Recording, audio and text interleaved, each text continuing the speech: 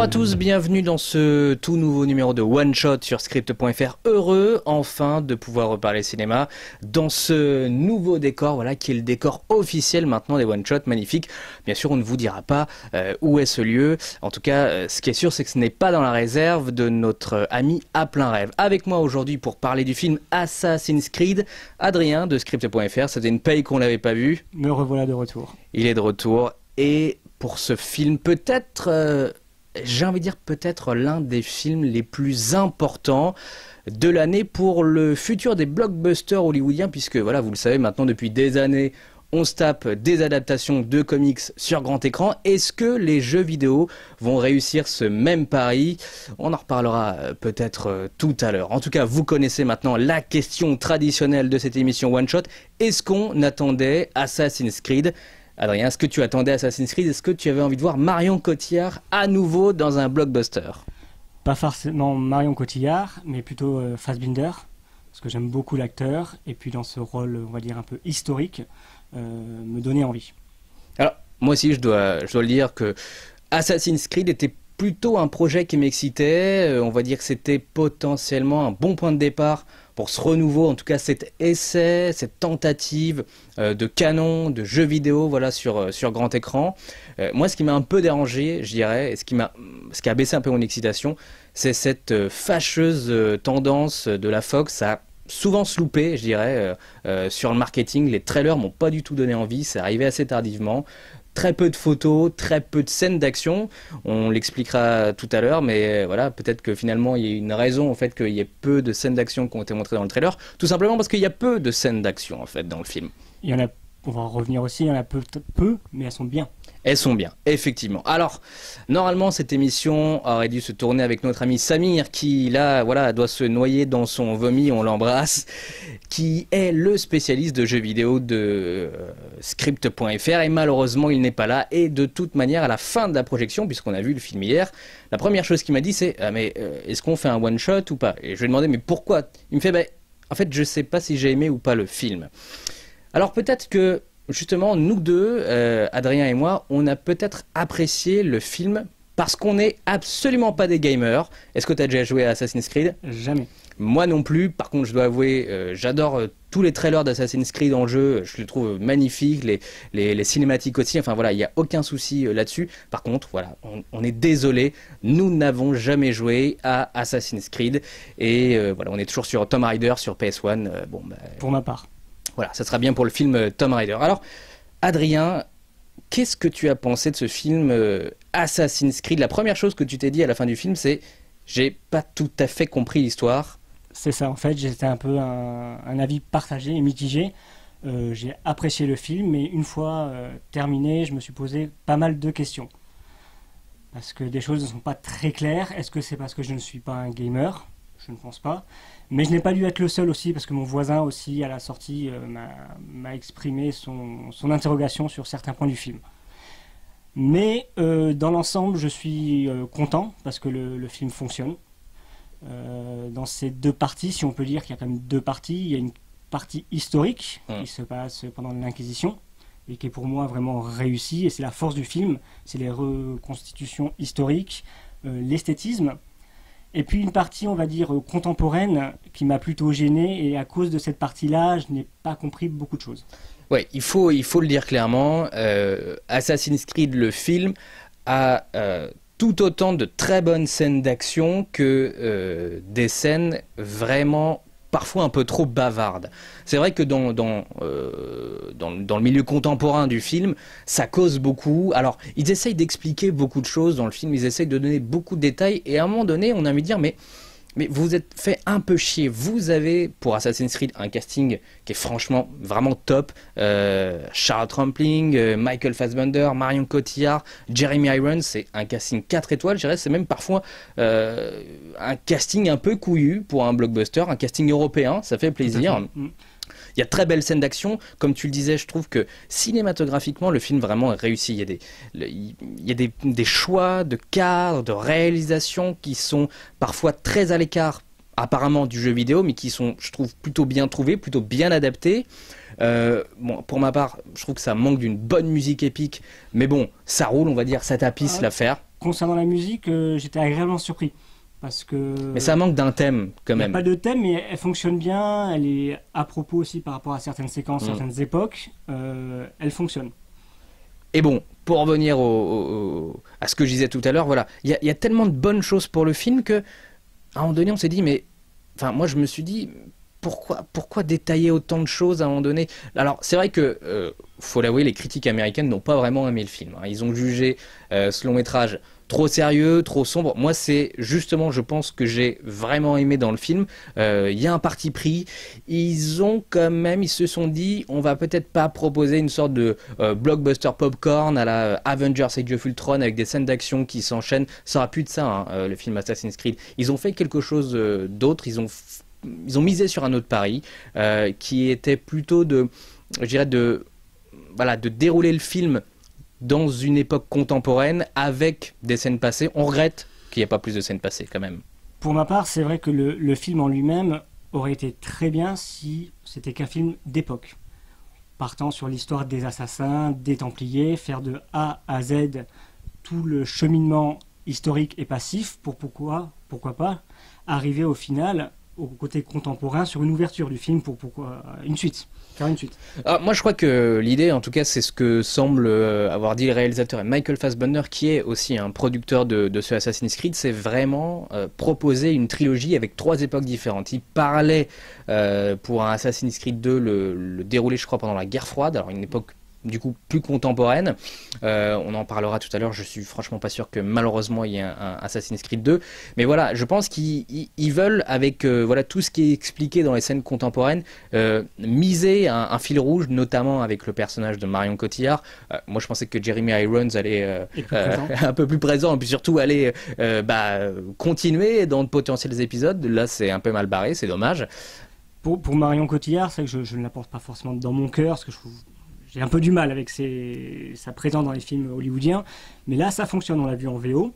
Je trouve qu'elle tient bien son rôle, elle est assez charismatique quand même pour son personnage, donc ça fonctionne très bien. Son alchimie avec Jeremy Irons, avec Fassbinder fonctionne aussi, mais c'est ce parti pris, on va dire, contemporain avec l'Anonymous, excusez-moi dans les termes, c'est peut-être plus proche du jeu, qui m'a perturbé, parce que ces liens entre le présent, le passé, qui fait quoi, ça m'a un peu perturbé. C'est vrai que parfois il y a des soucis de transition. Alors je trouve qu'effectivement le côté présent et le côté passé fonctionnent vachement bien sur la dernière scène d'action dans le passé, où il y a toute une sorte de course-poursuite. Voilà, les transitions fonctionnent vachement bien jusqu'au point final avec ce saut, ce saut dans le vide qui, vraiment, je trouve, se termine en apothéose, quoi. Le saut de la foi. Voilà, le saut de la foi. Alors, bien sûr, si vous ne connaissez pas Assassin's Creed comme nous, vous ne pouvez pas comprendre tout, mais...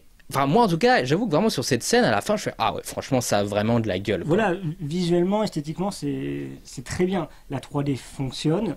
Il y a du rythme, il y a un cachet quand même. Il y a un cachet. Ce qui est un peu con, c'est la dernière scène d'action qui, elle, par contre, a lieu dans le contemporain avec cette sorte d'évasion que je trouve, à ma foi, un peu ridicule. C'est censé être un lieu hautement sécurisé. Il y a quand même quelques lascars qui arrivent à se tirer.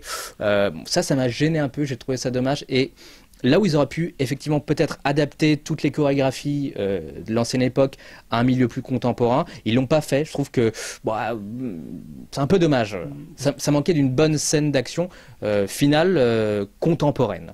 Parce que les scènes de parcours sont vraiment très bien filmées, comme tu l'as dit.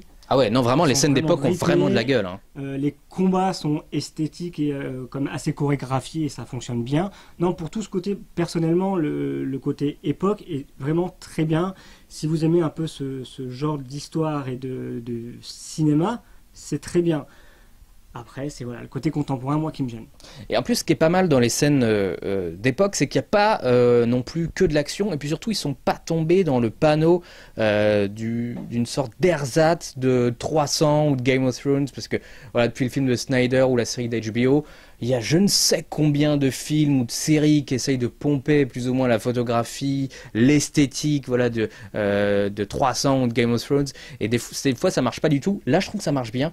Peut-être, par contre, que autant je trouve que la 3D, effectivement, marche bien, surtout dans l'une des premières scènes du film avec Leg, je trouve que ça a vraiment de la gueule. Autant sur les scènes d'action qui sont très rythmées, très dynamiques, parfois c'est un peu brouillon. On a un peu de mal à voilà, saisir les choses, mais vraiment, ces scènes d'époque, encore une fois, sont vachement bien. Bon, malheureusement, alors le film a fait un bon démarrage, paraît-il, hier à Paris, le 10e meilleur démarrage de l'année. Ça fait plaisir. Ce qui est un peu con, c'est que par contre le film, voilà, sort ce week-end aux États-Unis. On enregistre cette émission jeudi. Et le film va probablement démarrer sa carrière américaine en 4e position, après Star Wars Rogue One, après Sing, qui est un film animé, une sorte de American Idol avec des animaux, et après le film Passenger avec Jennifer Lawrence et Chris Pratt, qui lui aussi a franchement pas de très bonnes critiques. Et c'est un peu dommage parce que j'ai peur malheureusement que le film se plante et que... on n'est pas forcément le droit à une trilogie. Alors déjà, je pense que ça va calmer la plupart des majors sur cette envie de faire du jeu vidéo.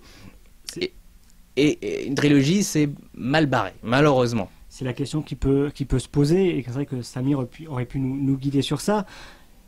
Quel est l'avenir des adaptations? Est-ce que ça va donner vraiment un frein? Même s'il n'y a pas vraiment... Il y a eu des essais de fait qui n'ont pas non plus fonctionné. Mais les essais n'ont jamais été vraiment concluants. C'est ça, donc là ça aurait pu, mais malheureusement les chiffres vont peut-être dire le contraire. Alors j'espère quand même que Ubisoft et la Fox seront assez intelligents pour se dire, bon, Assassin's Creed c'est une franchise en jeu vidéo qui a été un carton, il y a un potentiel fou au niveau du cinéma sur plein d'époques, sur plein de spin-offs, enfin ils peuvent faire des films à l'illimité et que potentiellement il y a des sous à se faire, puisque de toute manière c'est l'une des envies et des clés des studios à faire ce genre de film. J'espère quand même qu'ils vont essayer de garder la main sur ce projet et proposer. Moi j'ai vraiment envie d'en apprendre plus sur ce personnage de Cotillard, sur l'histoire de Fassbender, sur voilà cette équipe en fait d'assassins qui est formée à la fin. On sait pas trop d'ailleurs d'où ils viennent et pourquoi, comment. C'est pour ça qui est perturbant, moi qui m'a gêné, c'est que on explique un peu le parallèle comment on arrive aujourd'hui à voir